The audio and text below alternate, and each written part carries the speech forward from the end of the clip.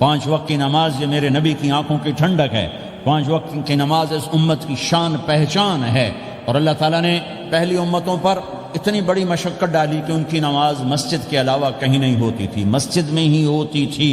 ہمارے لیے کتنی آسانی کر دی، جاب میں ہے مصلی بچھا نماز پڑھو، چلو مصلی بھی کوئی نہیں، زمین دیکھ اس پر کوئی گندگی تو کوئی نہیں ہے، بس زمین بھی تیرے لیے پاک ہے، چل نماز پڑھا۔ اور آسانی کر دی، پانی کوئی نہیں ہے، کوئی بات نہیں، مٹی میں ہاتھ مار، منہ پہ مل، پھر ایک ہاتھ مار، یوں کر، چل نماز پڑھ، میں تیری قبول کروں گا۔ یہ کسی امت کے ساتھ یہ نہیں ہوا، انہیں وضو ہی کرنا تھا چاہے پانی 50 میل پر موجود ہو۔ اور ہمارے لیے پانی کوئی نہیں ہے، چلو تیمم، مٹی میں ہاتھ ہمارا یوں کیا، پھر ہاتھ ہمارا ایک یوں کیا، ایک یوں کیا، چل بھائی اللہ اکبر قبول۔ عمار بن یاسر رضی اللہ تعالیٰ عنہ سفر میں تھے، ان کو نہانے کی ضرورت ہو گئی، نائٹ فال ہو گیا، تو انہوں نے سوچا کہ ویسے تو آدمی کو وضو کی ضرورت ہوتی ہے تو خالی منہ پہ ہاتھ مارا اور یوں کونیوں تک، لیکن مجھے تو غسل کی ضرورت ہے، تو خالی اس سے تو کافی نہیں ہوگا۔ تو انہوں نے کپڑے اتارے، اکیلے تھے، ریت کے اوپر کبھی یوں لیٹے، کبھی یوں لیٹے، کبھی یوں لیٹے، 3-4 دفعہ یوں یوں اور یوں رول ہوتے ہوتے پھر انہوں نے نماز پڑھی۔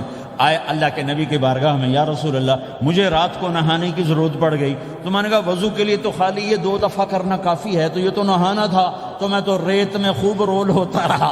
میرے نبی نے انما یکفیک ضربتان، ارے سیدھے بندے عمار، اس کے لیے بھی اتنا ہی کافی تھا کہ تو یوں کرتا اور یوں کرتا اور تو پاک ہو جاتا۔ اللہ نے اس نبی کے طفیل، اس محبوب مصطفیٰ صلی اللہ علیہ وسلم کے طفیل، اللہ نے کیا کیا سہولتیں اور آسانیاں ہمیں عطا فرمائیں۔ پھر نماز 4 کی 2 رکعت کر دی کہ بھئی تم مسافر ہو 2 پڑھو، روزے میں سفر میں روزہ معاف کر دیا، بعد میں رکھ لینا، بعد میں رکھ لینا، قضا کرنے کا حکم، بالکل چھوڑنے کا نہیں۔ اور کہا کہ بھائی مریض ہو چھوڑ دو، مسافر ہو چھوڑ دو، اور نماز 2 رکعت کر دو، سنتیں چھوڑ دو۔ ابن عمر رضی اللہ تعالیٰ عنہ بیٹھے تھے تو انہوں نے 2 رکعت پڑھ کے بیٹھ گئے، تو ان کے خادم نے کہا سنت نفل نہیں پڑھو گے؟ کہا اگر پڑھنا تو 4 فرض پڑھتا میں، میرے اللہ نے معافی دے دی تو میں کیوں پڑھوں؟ میرے نبی نے سفر میں سنتیں نہیں پڑھی کبھی، اپنی امت کو سہولت دینے، فجر کی سنتیں 2 پڑھتے تھے، اس کے علاوہ سنتیں نہیں پڑھی تاکہ میری امت کو سہولت ہو، آسانی ہو۔ ایک دفعہ بارش ہو رہی تھی اور کوئی جگہ نہیں تھی نماز پڑھنے کے لیے، تو آپ نے اپنی اونٹنی کو آگے کیا اور اس پر بیٹھ گئے، بیٹھے ہی تھے، پیچھے صحابہ نے اونٹنیوں پر ہی صفیں بنائیں، اور یہ نماز اونٹنی پہ بیٹھ کر ادا کی گئی بارش کے اندر۔ نماز اونٹنی کے اوپر نماز بھی ہو گئی، رکوع بھی ہو گیا، سجدہ بھی ہو گیا، سلام بھی ہو گیا۔ پہلی امتوں کے لیے نہیں تھا، سجدہ ہی کرنا پڑے گا۔ یہ اللہ کے محبوب مصطفیٰ صلی اللہ تعالی علیہ وسلم کی طفیل، میرے اللہ نے ہم پہ فضل و احسان کیا، تو میرے نبی کی زندگی میں عبادات میں نماز سب سے اعلیٰ نظر آتی ہے، سب سے نمایاں نظر آتی ہے۔ اور پھر بازار میں، گھر میں، دفتر میں، ماحول میں میرے نبی کے اخلاق، یہ زندگی کا دوسرا روشن پہلو ہے۔ میرے نبی کی ساری زندگی 2 لفظوں میں آتی ہے، عبادت اخلاق، عبادت اخلاق، یا 2 اور لفظ، حقوق اللہ، حقوق العباد، حقوق اللہ، حقوق العباد۔ حقوق اللہ میں نماز سب سے اعلیٰ، اور حقوق العباد میں لوگوں کی برداشت کرنا، لوگوں سے درگزر کرنا، معاف کرنا، جھوٹ سے بچنا، دھوکے سے بچنا۔ میرے نبی سے پوچھا گیا یا رسول اللہ مسلمان کنجوس ہو سکتا ہے؟ ہم نے کہا ہو سکتا ہے۔ یا رسول اللہ مسلمان کمزور ہو سکتا ہے، بزدل ہو سکتا ہے، ڈرپوک ہو سکتا ہے؟ آپ نے کہا ہو سکتا ہے۔ یا رسول اللہ مسلمان جھوٹ بول سکتا ہے؟ آپ نے کہا نہیں، جھوٹ نہیں بول سکتا، جھوٹ نہیں بول سکتا۔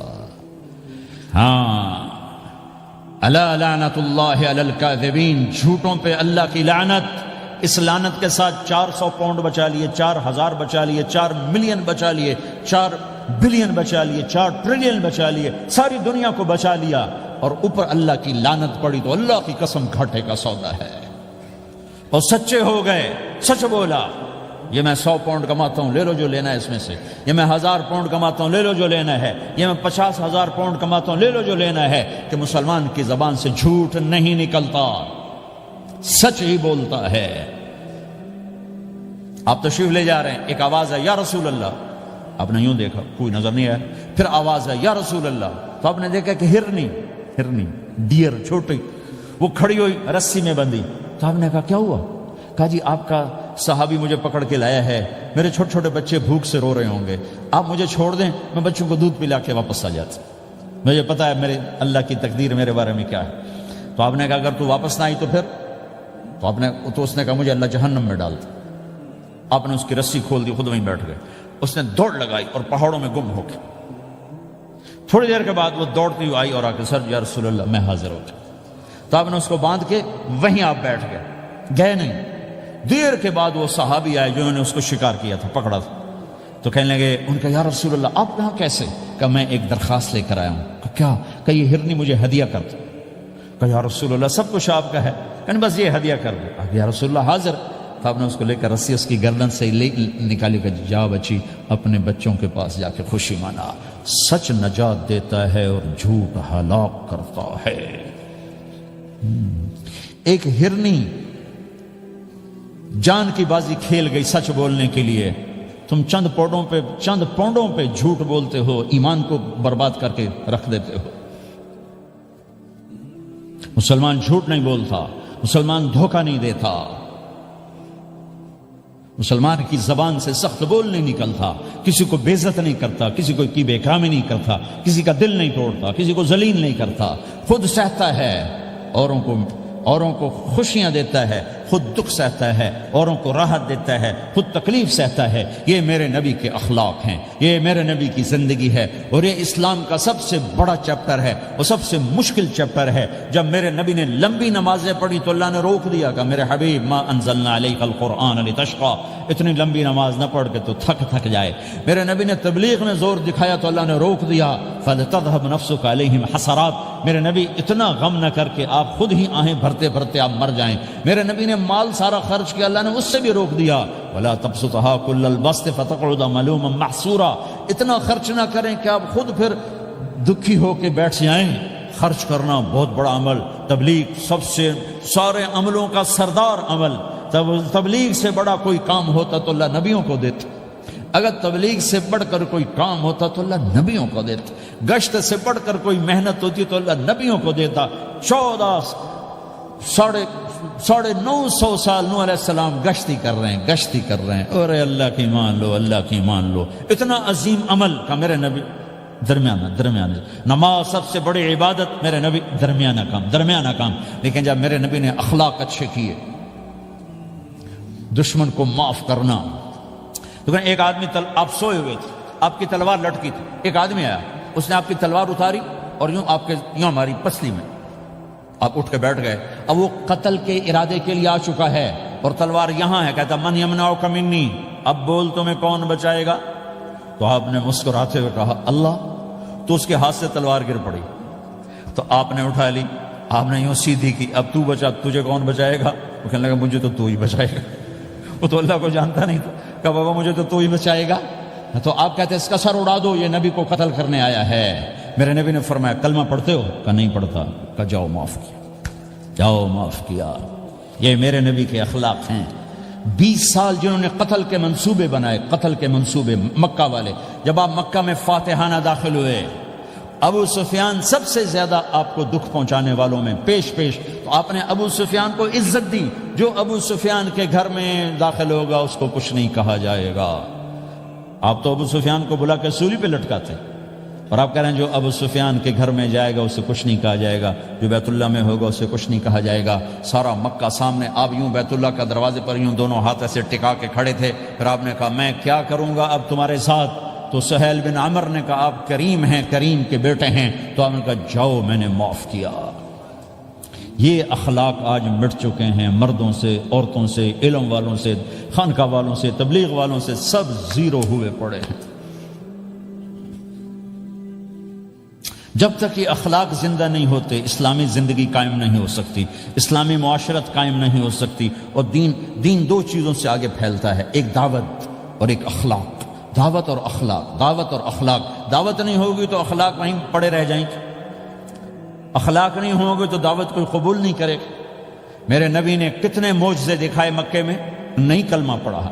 بدر میں ان کے 70 مارے گئے, فرشتوں کو دیکھا, جبریل کے گھوڑے کی آواز سنی, کلمہ نہیں پڑھا. خندق میں شکست ہوئی, کلمہ نہیں پڑھا. پانی نکلتے دیکھا, انگلیوں سے, کلمہ نہیں پڑھا.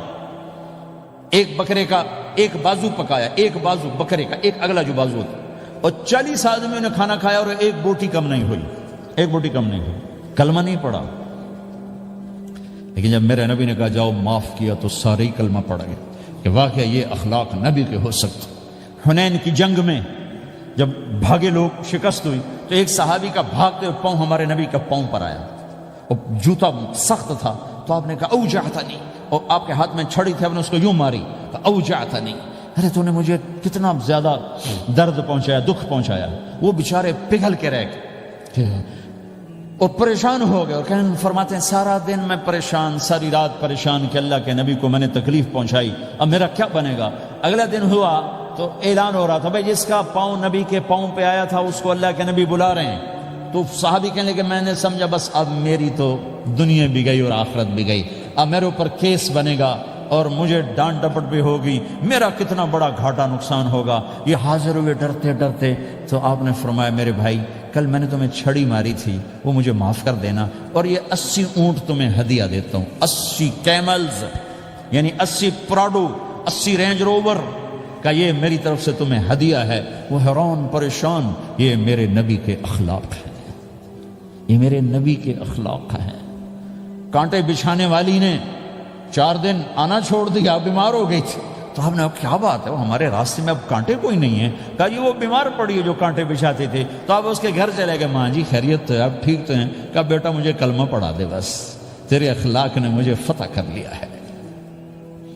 میرے بھائیوں یہ چیپٹر بھول چکے ہیں، بھول چکے ہیں، بھول چکے ہیں۔ جب تک یہ چیپٹر زندہ نہیں ہوگا زندگی اسلامی نہیں بنے گی، معاشرہ اسلامی نہیں بنے گا، اور آگے قوموں کے لیے اسلام کا دروازہ نہیں کھلے گا۔ ہمیں معاف کرنا آتا ہو، ہمیں گالی دینے والے کو دعا دینا آتا ہو، غیبت کرنے والے کی تعریف آتی ہو، اور غیبت کرنے سے، غیبت سننے سے اپنے آپ کو ایسے بچاؤ جیسے زہر سے بچاتے ہو، جیسے آگ سے بچاتے ہو۔ ایک دوسرے کو نفرت کا بول نہ بولو ورنہ ساری زندگی تباہ و برباد ہو جائے گی۔ میرے رب کی قسم، میرے نبی نے کہا ایک زبان کا بول انسان بولتا ہے اور جہنم کی گہرائیوں میں گر جاتا ہے، اور ایک زبان کا بول انسان بولتا ہے اور جنت کے درجات پر چڑھ جاتا ہے۔ یہ زبان بہت طاقتور چیز ہے، میں ہر بیان میں اس کو دہرا رہا ہوں کہ جتنا یہ عمل ختم ہو چکا ہے اتنا کوئی عمل بھی نہیں ختم ہوا ہے۔ اور ایک صحابی ہیں ابو دجانہ۔ کون ابو دجانہ؟ السابقون الاولون من المہاجرین والانصار، اس میں پہلی صف کے صحابہ۔ کون ابو دجانہ؟ جب آپ حج پر گئے تو اپنی جگہ مدینے کا امیر ابو دجانہ کو بنایا۔ ابو دجانہ حج میں شریک نہیں ہوئے کہ آپ نے اپنی جگہ ان کو اپنا نائب بنا کے وہاں کھڑا فرمایا ابو دجانہ میری جگہ پر مدینے کا امیر ہے، یہ وہ ابو دجانہ ہیں۔ کون ابو دجانہ؟ جو جنگ بدر سے لے کر آخری حج تک ہر سفر میں شریک ہیں، ہر سفر میں شریک ہیں۔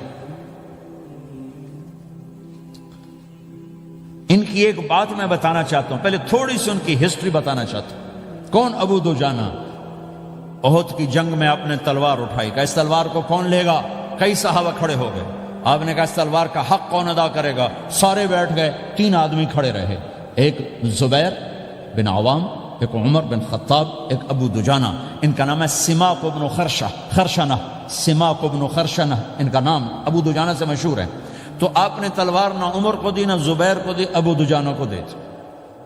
تو عمر رضی اللہ عنہ نے تو محسوس نہیں کیا، حضرت زبیر نے محسوس کیا کہ اس کو کیوں دی، مجھے کیوں نہیں دی؟ میں مہاجرین میں سے ہوں، میں پھوپھی کا بیٹا ہوں، میں اس سے دلیری میں کم نہیں ہوں۔ بلکہ حضرت زبیر کی دلیری کی تو دھک تھی، جدھر سلوار چلتی تھی کاٹتی چلی جاتی تھی، کہنے کہ میں دیکھوں گا یہ کیا کرتا ہے۔ تو ابو دجانہ کے پیچھے پیچھے زبیر ہو لیے۔ تو ابو دجانہ نے جو حملہ کیا تو 3000 کا لشکر تھا، اس کو چیر کے پار نکل کے، پورے لشکر کو کاٹ کے پار نکل کے، اور آگے عورتیں کھڑی تھیں جو مکے کے لشکر کو تیار کر رہی تھیں۔ نحن بنات طارقی نمشی علی النمارقی مشی القتل بوارقی المسک فی المخالقی المسک فی المفارقی والدر فی المخالقی ان تقبلوا نعانقی وتدبروا نفارقی فراق غیر وامقی۔ یہ گانا گا رہی تھیں اور ان کو تیار کر رہی تھیں۔ تو جب ابو دجانہ کی تلوار نظر آئی تو سب بھاگی، ہندا پکڑی گئی، تو آپ نے یوں اپنی تلوار ہندا کے سر پر رکھی، انہوں نے چیخ ماری، تلوار ہٹا لی۔ تو زبیر پیچھے پیچھے کہ کیا کیا ہے؟ جنگ میں اگر کوئی عورت حصہ لے اسے مارنا جائز ہے، ویسے جائز نہیں ہے، عورت کو، بچے کو، بوڑھے کو ہاتھ لگانا جائز نہیں ہے۔ تو انہوں نے کہا تلوار کیوں نہیں چلائی؟ کہا میرے محبوب کی تلوار ہے، عورت کے خون سے رنگین کر کے اس کی شان نہیں گھٹانا چاہتا، یہ میرے نبی کی تلوار۔ پھر واپس ہوئے، پھر اٹیک کیا اور پھر مجمع کو چیر دیا۔ سامنے ایک آدمی آ رہا تھا ہاتھی کی طرح، اتنا لمبا موٹا تازہ، تو زبیر کہنے لگے میرے جی میں آیا کبھی اس کی ٹکر ہونا پھر میں دیکھوں ابو دجانہ کیا چیز ہے۔ تو اللہ کا کرنا ایسا ہوا ابو دجانہ دونوں آمنے سامنے ہو گئے، تو وہ ایسے شاہ سوار تھے کہ دونوں طرف کے لشکر ذرا تھم گئے اور وہ دونوں بھڑ گئے۔ ابو دجانہ کے اپنے جوہر، اس پہلوان کے اپنے جوہر، غبار اٹھا، مٹی اٹھی، اور اس کی اپنی طاقت، ان کی اپنی طاقت، انہوں نے ابو دجانہ کو اس نے زخمی کر دیا۔ ابو دجانہ نے جو جوش میں آ کے ماری تلوار، اس کو لگی یہاں، تو اتنی طاقت سے لگی کہ اس کے نیچے اتر کر 2 ٹکڑوں میں تقسیم کر دی، یوں ماری، تو ایک حصہ ادھر ایک حصہ۔ پھر یوں دیکھا اور اپنے چہرے سے لوہے کی ٹوپی اتاری، اما ترا انا ابو دجانہ، کیا دیکھ رہے ہو؟ میں ہوں ابو دجانہ، تلوار صحیح لی ہے میں نے، غلط نہیں لی، یہ ابو دجانہ ہیں۔ اور جب شکست ہو گئی احد کی جنگ میں، اور پھر 10-12 آدمیوں نے آپ کو گھیرے میں لیا ہوا تھا، ان میں ایک ابو بکر تھے، عمر تھے، علی تھے، طلحہ تھے، زبیر تھے، سعد بن ابی وقاص تھے، اور سہل بن حنیف تھے، عبادہ قتادہ بن نعمان تھے، اور ابو دجانہ تھے رضی اللہ تعالی عنہم، ان میں سے ایک ابو دجانہ بھی تھے۔ اور یمامہ کی جنگ میں ابو دجانہ شہید ہوئے، یمامہ کی جنگ میں شہید ہوئے۔ یہ ابو دجانہ کی تھوڑی سی سیرت آپ کے سامنے آئی ہے۔ اس کے بعد اب آپ ان کے قول کو سنو تاکہ اس کا وزن آپ کے سامنے آئے۔ یہ بدر کے شریک ہیں، اللہ کے نبی نے کہا بدر کا صحابی جو مرضی کرے بخشا گیا۔ یہ صلح حدیبیہ کے شریک ہیں، اللہ نے قرآن میں کہا لقد رضی اللہ، میں ان سے راضی ہو گیا۔ یہ صحابی ہیں، اللہ نے کہا کلا وعد اللہ الحسنى، اے میرا نبی تیرے ہر صحابی کے لیے جنت کا وعدہ ہے۔ اور اب یہ کیا کہتے ہیں؟ یہ کیا کہتے ہیں لوگو؟ ان ارجع عملی عند، لوگو میرے پاس، ابو دجانہ میرے پاس بخشش کا سب سے بڑا عمل جانتے ہو کیا ہے؟ بدر نہیں، احد نہیں، حدیبیہ نہیں، خندق نہیں، خیبر نہیں، فتح مکہ نہیں، آخری حج نہیں، کیا ہے؟ کیا ہے لوگو؟ ان ارجع عملی عندی، میرے پاس آخرت میں بخشش کا سب سے بڑا عمل بس ایک ہے کہ ما آذیت احدا باللسان، میں نے اپنی زبان سے کبھی کسی کو دکھ نہیں پہنچایا۔ ولا اجد فی قلبی غلا لاحد، اور میرے دل میں کسی کے لیے بغض کوئی نہیں ہے، بس یہ میری بخشش کا عمل ہے۔ تو بھائیو، نبی کے اخلاق میں 2 چیزیں لے لو، ایک زبان سے کسی کو دکھ نہ دو، ایک دل میں کسی کا بغض نہ رکھو۔ اللہ کی قسم بغیر حساب کتاب کے جنت میں جاؤ گے۔ بڑے بڑے جنید بغدادی اور بڑے بڑے معرفت والے تمہیں دیکھتے رہ جائیں گے، تمہاری رفتار اتنی تیز ہوگی کہ تمہیں وہی پکڑ سکے گا جس کا یہ 2 عمل تم سے زیادہ اچھا ہوگا۔ جس روڈ پہ رش ہوتا آپ وہاں سے گاڑی ہٹا لیتے ہو، ادھر نہیں جانا، ادھر رش ہے، وہ سائن وغیرہ آپ کو آ جاتے ہیں کہ ادھر بلاک ہے، ادھر نہیں جانا، ادھر جانا ہے۔ تو جہاں روڈ پہ رش ہوتا ہے تو قیمتی سے قیمتی گاڑی کی رفتار بھی آہستہ ہو جاتی ہے، اور جہاں روڈ خالی ہوتا ہے تو پرانی گاڑی بھی بھاگے جا رہی ہوتی ہے۔ ہمارے یہاں پرانی گاڑی ہوتی ہے نا، پرانی بسوں کے پیچھے لکھا ہوتا ہے نہ انجن کی خوبی نہ ڈرائیور کا کمال، خدا کے سہارے چلی جا رہی ہے۔ اور جس کے پاس ایسی گاڑی ہو، نہ انجن کی خوبی نہ ڈرائیور کا کمال، تو اگر اس کو روڈ خالی مل جائے تو وہ تو مرسیڈیز والے سے پہلے پہنچے گا، رینج روور والے سے پہلے پہنچے گا، بینٹلی والے سے پہلے پہنچے گا، رولز رائس والے سے پہلے پہنچے گا، جو وہ تو پھنسی کھڑی اور اس کا روڈ ہی خالی ہے۔ تو میرے بھائیو، یہ میں ایک مثال دیتا ہوں، عبادات کی روڈ پہ بہت رش ہے، نمازی بے شمار ہیں، روزے دار بے شمار ہیں، عمرے والے بے شمار ہیں، حج والے بے شمار ہیں، اور تہجد گزار بے شمار ہیں، علماء بے شمار ہیں، حافظ بے شمار ہیں، ذکر والے بے شمار ہیں، بہت رش ہے، تبلیغ والے بے شمار ہیں، لیکن جو اخلاق والا روڈ ہے نا، یہ خالی پڑا ہے۔ اس پہ موٹر زوکی پہ چڑھ کے آ جاؤ تو سب سے آگے نکل جاؤ، سائیکل پہ چڑھ کے آ جاؤ تو سب سے آگے نکل جاؤ، کہ روڈ ہی خالی ہے، اخلاق کا روڈ خالی ہے۔ اللہ تعالیٰ فرماتے ہیں لَإِن شَكَرْتُمْ لَأَزِيدَنَّكُمْ، جس چیز میں آپ نوجوانوں کی جوانیاں لگ رہی ہیں، اس سے خوبصورت اور کوئی مصروفیت نہیں، اور اس پر جتنا بھی شکر کیا جائے وہ کم ہے۔ الفاظ تو تھوڑی دیر کے لیے آدمی بول سکتا ہے، کیفیت 24 گھنٹے باقی رہتی ہے۔ تو میری اور آپ کی کیفیت میں شکر داخل ہو جائے کہ یا اللہ تو نے کتنا کرم کیا۔ اس وقت جو حال ہے، او کبحر لجی یغشاہ موج من فوقہ موج من فوقہ سحاب اذا اخرج یدہ لم یکد یراہا، جو اندھیرے اتنے خوفناک ہوں، اتنے گہرے ہوں، اس میں ہمیں اللہ ہدایت کا راستہ دکھائے بھی اور چلائے بھی، تو کتنی بڑی نعمت ہے۔ ابھی جواد اللہ کے پاس چلا گیا تو جو کچھ اس نے بنایا تھا ساتھ لے گیا۔ اس عمر میں کوئی بڑا تاجر مرتا ہے تو سب کچھ چھوڑ کے چلا جاتا، سب کچھ ساتھ لے کے۔ ایک شخص کا جوان بیٹا فوت ہو گیا، جیسے ہمارا عاصم، تو اسے صبر نہیں آ رہا تھا۔ مسلم بن عیینہ رحمہ اللہ جیسے اس کو تسلی دے رہے تھے، لیکن وہ تسلی نہیں آ رہی تھی۔ تو فضیل بن عیاض رحمۃ اللہ علیہ آئے، کہنے لگے بھائی ایک بات تو بتاؤ، تو اور تیرا بیٹا جیل میں ہو اور تیرے بیٹے کو پہلے رہائی مل جائے، خوش ہو گئے کہ غمگین ہو گئے؟ اس کے ساتھ ہی آنسو روک گئے۔ ان کا بات سمجھ میں آ گئی۔ ویسے حدیث سجن المومن ہے وہ جنت الکافر ہے۔ تو وہ بچہ عین جوانی میں گیا اور کتنا کچھ اللہ نے اس سے کام لیا، سارا اس کے ساتھ چلا گیا اور وہ آخرت کے بڑے لوگوں میں شمار ہونے لگا۔ تو کتنا کہ اس راہ میں چلتے ہوئے موت بھی کامیابی ہے اور زندگی بھی کامیابی ہے، بشرطے کہ نیت ٹھیک رہے، اخلاص ہو۔ تو اللہ کی پہچان خود بھی، میں بھی، یہ سارے بھی اس کو اپنے احساسات میں لے آئیں کہ جو لا الہ الا اللہ ہے یہ پہلا سبق ہے، جو ایک دم نبی کی آواز پر سارا معاشرہ ہل جاتا تھا۔ کیا ہے؟ مسدس حالی کا شعر ہے، وہ بجلی کا کڑکا تھا کہ یا صوت ہادی، سمجھ رہے ہو؟ وہ بجلی کا کڑکا تھا یا کہ صوت ہادی، عرب کی زمین جس نے ساری ہلا دی۔ آپ صفا پہ چڑھے ہیں جب قم فانذر کا حکم آیا کہ یا فہر، یا بنی فہر، فہر قریش کا لقب فہر کو ملا تھا، یا بنی فہر صفا پر پڑھے۔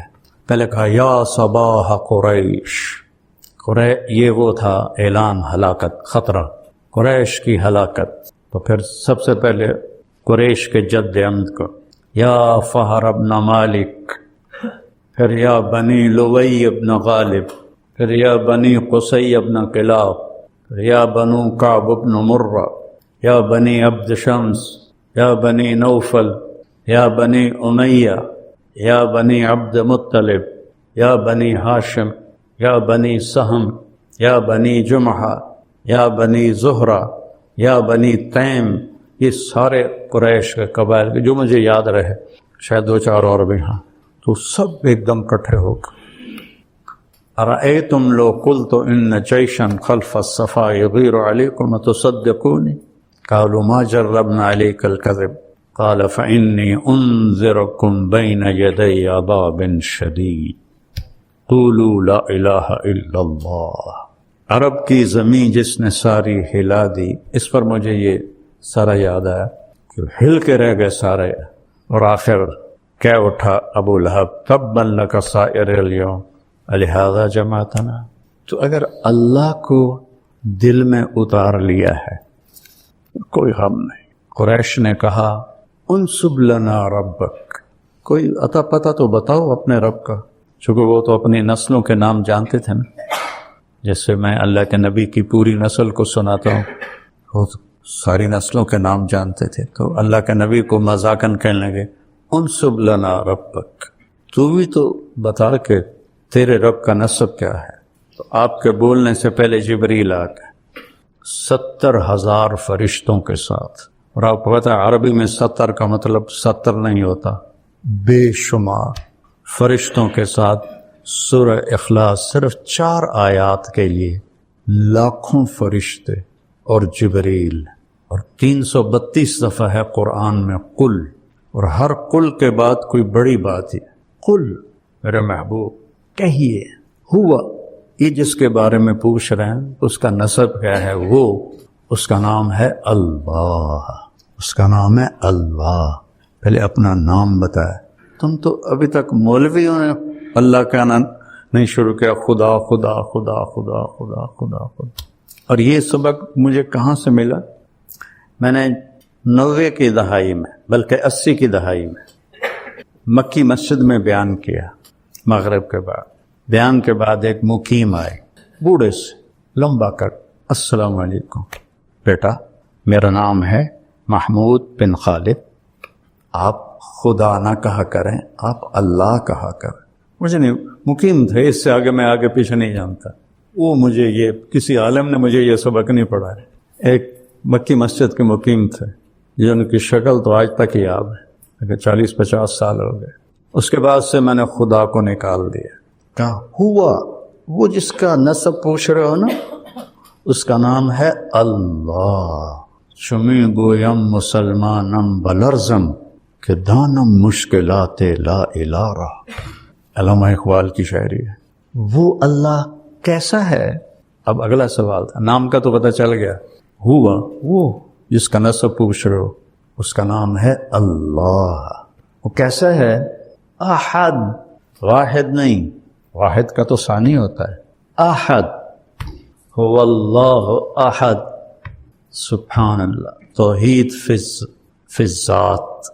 پھر نام ایسا چنا ہے اللہ، سب حروف مہمل، کوئی حروف کیا کہتے ہیں ان کو، موجم، کوئی حرف موجم نہیں ہے کہ ایسا حرف ہو جو کسی نقطے کا بھی محتاج نہ ہو، اللہ۔ پھر میں بتایا کرتا ہوں کہ کیا عجب نام ہے، الف ہٹا دو تو للہ ما فی السماوات و ما فی الارض، لام ہٹا دو تو لہو ما فی السماوات و ما فی الارض، ٹھیک، ہا ہٹا دو تو وہو الذی فی السماء الہ و فی الارض الہ، سارا کچھ ہٹا کے ہا رہنے دو تو هو اللہ الذی لا الہ الا ہو۔ ایک حرف پر بھی وہ اللہ کی طرف جاتا ہے، ہو بھی اللہ، لہو بھی اللہ، الہ بھی اللہ، للہ بھی اللہ، اور اللہ تو اللہ ہے۔ هو اللہ احد اجعل الآلہۃ الہا واحدا۔ آپ نے ابو جہل سے کہا، یا ابا جہل کلمۃ واحدا لو توتونہا لدانت لکم العرب وتعدی لکم العجم الجزیہ۔ ایک بول میرا مان لو، ایک، عرب تمہارے دین پر آئے گا، عجم تمہیں جزیہ دے گا۔ کہنے کا وہ ابھی کا 10 کلمات، ایسے ران پہ وہ ابھی کا 10، وہ تو کھڑا تھا نا، وہ ابھی کا 10 کلمات ہے، ہم تو 10 دفعہ پڑھنے کو تیار، تو ایک کہتا ہے عرب تابع ہو جائے، عجم جزیہ دے، کہ قولوا لا الہ الا اللہ اجعلت الآلہۃ الہا واحدا ان ھذا لشیء عجاب۔ اس پر اللہ نے قرآن کو اتارا کہ کیا کہتے ہیں، اجعل الآلہۃ الہا واحدا ان ھذا لشیء عجاب۔ تو وہ احد ہے، واحد نہیں ہے، واحد بھی اس کی صفت ہے۔ احد کا اصل ترجمہ فارسی میں ہے یکتا، جس کے ساتھ کوئی لگ نہ سکے، جس کے ساتھ کوئی واحد کا اثنین ہو جاتا ہے، وہ احد ہے، اکیلا ہے۔ گزارا کیسے کرتا ہے؟ توحید فی الذات، توحید فی الصفات۔ اللہ، وہ اللہ ہے، وہ کیسا ہے؟ الصمد، سب اس کے محتاج، کوئی اس کا محتاج، سب اس کے تابع، وہ کسی کے تابع، سب ضرورت مند، کوئی شے اس کی ضرورت۔ کیا عجیب بات ہے کہ ہم، آخر اللہ ایک ذات تو ہے نا، تو ذات مکان کو تو چاہتی ہے نا، تو وہ جو ہے عقیدہ کی چھوٹی کتاب تحاویہ، قدی لا یحویہ مکان، یہ اس کی عبارت، ولا یشتمل علیہ زمان۔ کتنی عجیب بات، نہ زمان میں ہے نہ مکان میں ہے۔ تو زمان و مکان تو مخلوق ہے، وہ خالق ہے، تو خالق مخلوق میں کیسے آئے گا؟ وہ اتنا بے نیاز ہے کہ اس کو زمان و مکان کی بھی ضرورت کوئی نہیں۔ اللہ الصمد، سب اس کے محتاج ہے، کوئی اس کا محتاج نہیں. یہ ان کے دلوں میں اتر گیا تھا. پھر صمد میں کمال پیدا کرنے کے لیے نفی العلائق، نہ اوپر کوئی ہے نہ نیچے کوئی ہے. لم یلد، نیچے کوئی نسل نہیں ہے. ولم یولد، اوپر کوئی نسل نہیں ہے. ہر شے سے پاک، ہر ذوف سے پاک. یطعم ولا یطعم، یحیی و یمیت. پھر اچھا چلو کیسا ہوگا، کوئی طرح سوچو تو صحیح کیسا ہوگا. تو خیال دوڑاؤ کہ ایسا ہوگا ایسا ہوگا. کسی نے گھوڑا نہیں دیکھا تو گھوڑا کیویں ہوندا ہے، انج ہوندا ہے انج ہوندا ہے، کھوتے طرح خچر طرح. سوچتا ہے آدمی. تو اللہ کہتا ہے کہ سوچو. تو نتیجہ کیا ہے؟ وَلَمْ يَكُنْ لَهُ كُفُوًا أَحَدٌ، اس جیسا کوئی ہے ہی نہیں تو سوچو گے کیا؟ یا من لا تراہ العیون، اے وہ جس سے کوئی آنکھ دیکھ نہیں سکتی. ولا تخالطہ الظنون، جس سے خیالوں میں سوچو تو آ نہیں سکتا. ولا یصفہ الواصفون، تعریف کے قلم دوڑاؤ، سمندر سیاہی بناؤ، جبریل سے لے کر آخر انسان تک کو سمندر کے کنارے بٹھاؤ اور میری تعریف لکھو. لنفد البحر قبل ان تنفد کلمات ربی ولو جئنا بمثلہ مددا. میری تعریف ختم ہو ہی نہیں سکتی. سبحان اللہ. ایک چھوٹی سی صورت میں کیا کیا کیا جمع کر دی اللہ تعالیٰ. 4 آیات. ایسی توحید پورے قرآن میں کوئی نہیں ہے. تمہارا رب کا نسب کیا ہے؟ وہ جس کا نسب پوچھ رہے ہو نا، اس کا نام ہے اللہ. اس کا کوئی نسب نہیں، وہ اکیلا ہے. اکیلا ہے تو ضرورتیں کیسے پوری کرتا ہے؟ الصمد، اسے کسی چیز کی ضرورت ہے ہی نہیں. لم يتخذ صاحبة ولا ولدا لا تقولوا ثلاثة انتهوا هو خير لكم. اس کو کسی چیز کی ضرورت. لا تأخذه سنة ولا نوم. ہر چیز. موسیٰ علیہ السلام سے ان کی قوم نے پوچھا تیرا رب سوتا بھی ہے؟ ایسے واہیات سوال کرتے تھے. موسیٰ علیہ السلام کہنے کے بڑے ہی بے وقوف ہوں، اللہ کے بارے میں ایسا پوچھتے ہو. اللہ تعالیٰ نے فرمایا نہیں موسیٰ، میں سمجھا دیتا ہوں. 2 پیالے لے کے نا کھڑے ہو جاؤ رات کو، دیکھو صبح تک گرنے نہیں چاہیے. موسیٰ علیہ السلام من اولی العزم ہے نا، 5 بڑے نبیوں میں اور طاقت میں بھی بے حد ہیں. تو 2 پیالے لے کے کھڑے ہو گئے. آدھی رات کے بعد سستی شروع ہو گئی، پھر اونگ آنی شروع ہو گئی، پھر ایک جھٹکا لگا تو پیالے گر گئے، ٹوٹ گئے.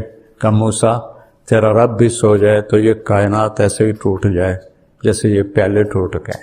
لا يعزب عن ربك من مثقال ذرہ. یہ عجیب نہیں گڑا، یعزب کہیں بھی نہیں چھپ سکتی. مثقال ذرہ، ذرہ اسے کہتے ہیں جو نظر نہ آئے، اتنا چھوٹا ہو جو نظر نہ آئے اسے ذرہ کہتے ہیں. جس کو ایٹم کہتے ہیں نا آج کی زبان. کہ تیرے رب کی نظروں سے تو نادیدہ چیزیں چھپی ہوئی کوئی نہیں، تو دیدہ چیزوں سے وہ کیسے غافل ہے. وہ اپنا تعارف کراتا ہے، کسی کا محتاج، کوئی میری ضرورت نہیں، کوئی بیوی نہیں، کوئی بچہ نہیں، کوئی رنگ نہیں، کوئی روپ نہیں، کوئی شکل نہیں، کوئی جہت نہیں. سبحان اللہ. سننے کی ایسی طاقت ہے کہ دیکھنے کی ایسی طاقت ہے کہ احاط بصرہ بجمیع المرء عنده مفاتح الغیب لا يعلمها الا هو. کائنات کا غیب چابی تیرے رب کے پاس. پھر آگے دعویٰ کرتا ہے یعلم ما فی البر والبحر. سمندر کے نیچے آج تک کوئی نہیں جا سکے، چونکہ اتنا پانی کا وزن ہوتا ہے کہ وہ تو ایسے ان کو چپکا کے رکھ دیتا ہے. اتنا بڑے سے بڑا لوہے کا کوئی چیز ہوتا رہا. پچھلے دنوں وہ نہیں ایک آپ 2 ٹکڑے ہو گئی تھی، وہ بیچارہ ایک تاجر ٹائٹینک دیکھنے گیا تھا، وہ پانی کے وزن نے اس کو برابر کر دیا. اور دیکھو ایک اتنی سی مچھلی اس پریشر کو برداشت کر کے چل رہی ہے. کیا کمال. سوچتے کیوں نہیں ہو کہ جس پریشر پر ٹائٹینک جیسا جہاز وہ ایسے پگھل گیا، وہاں مچھلی آرام سے چل رہی. نہ اس کے اوپر کوئی لوہا ہے، نہ تانبا ہے، نہ ایٹم ہے. یہ کیا میرے رب کا نظام ہے. لا يعلمها الا هو ويعلم ما في البر والبحر. بر صرف زمین نہیں ہے، رب الخالی کے ریت کے کتنے ذرے ہیں کوئی گن سکتا ہے؟ وہ کہتا ہے ایک ایک ذرہ میں نے گنا ہوا ہے۔ رب الخالی سے اوپر جہاز اڑتا ہے، یہاں لاہور سے جب جاتے ہیں نا جدہ کی طرف، تو دن کا ٹائم ہو تو وہ اس کے اوپر سے جہاز اڑتا ہے تو ایک ریت کا ہولناک ریگستان آتا ہے، اور میرا رب کہتا ہے اس کے سارے ذرے تیرے رب نے گنے ہوئے ہیں۔ والبحر، بحر تو بر سے بھی بڑا ہے، بحر 71% ہے اور بر 29% ہے، تو باہر کی مخلوق 3 گنا زیادہ ہے، اور اس کے نیچے تک جو کچھ ہے لگا تو میں دیکھ رہا ہوں، تو آگے دیکھتے ہیں تو پیچھے پتہ کوئی احاط بصرہ بجمیع المرئیات، کائنات کی ہر چیز پر اس کی نظر ہے۔ فیرا دبیب النملۃ السوداء، کتنی چیونٹیاں ہیں، علی الصخرۃ الصماء، کتنی چٹانیں ہیں، فی اللیلۃ الظلماء، روزانہ رات آتی ہے تو رب کیا کہہ رہا ہے؟ چیونٹی نہیں دیکھ رہا ہوں، چیونٹی کے پاؤں سے جو لکیر پڑ رہی ہے وہ دیکھ رہا ہوں، تو مجھے نہیں دیکھ رہا ہوا، میرے جذبات کو نہیں دیکھ رہا ہوا۔ پھر وہ کہتا ہے ما تسقط من ورقۃ الا یعلمها، میں تو پوری دنیا پھرا ہوں، چلو اس کو چھوڑو، صرف پاکستان کی درخت دیکھ لو، فصلیں، درخت، پودے، بیلیں، گھاس، کتنے پتے روز گر رہے ہیں، وہ کہتا ہے ایک بھی میری نظر سے اوجھل نہیں ہے۔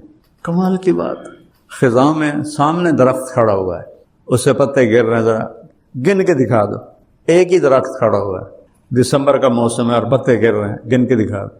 وہ کہتا ہے نہیں، جتنے بھی کائنات میں درخت ہیں اور اس پر جیسے ہی پتا گرتا ہے، تیرا رب تو اس سے بھی غافل نہیں، تم سے کیسے غافل ہوگا؟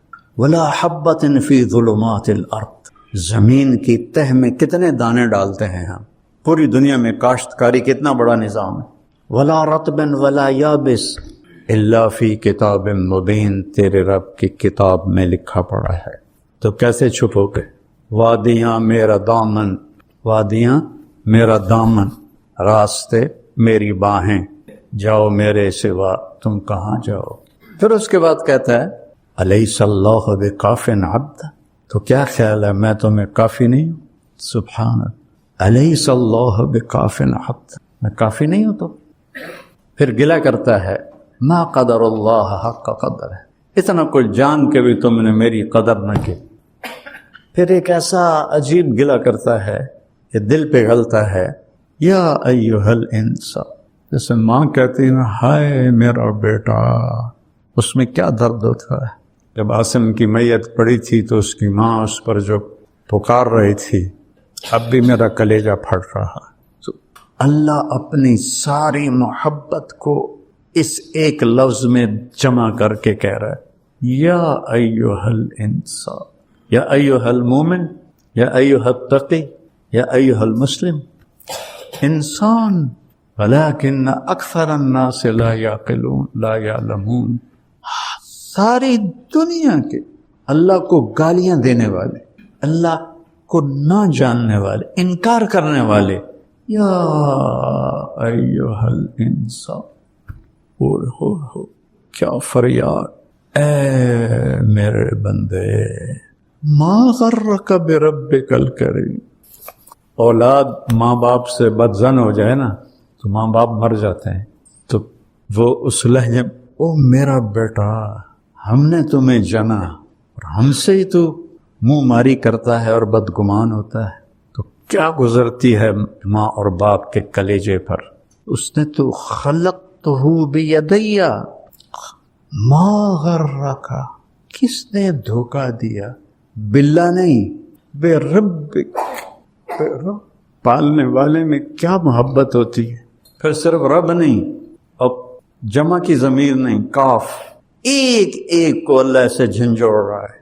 ما غرک بربک، کون؟ الکریم، اور الذی خلقک، پھر اور فسواک، پھر اور فعدلک، پھر اور فی ای صورت ما شاء رکبک۔ ضرور ابھی پہلے میں نے کیا بتایا ہے، کسی کا محتاج نہیں ہے، کوئی اس کی ضرورت نہیں ہے، نہ کوئی نبی نہ کوئی ولی، ایک ایک انسان کو ایسے کہہ رہا ہے.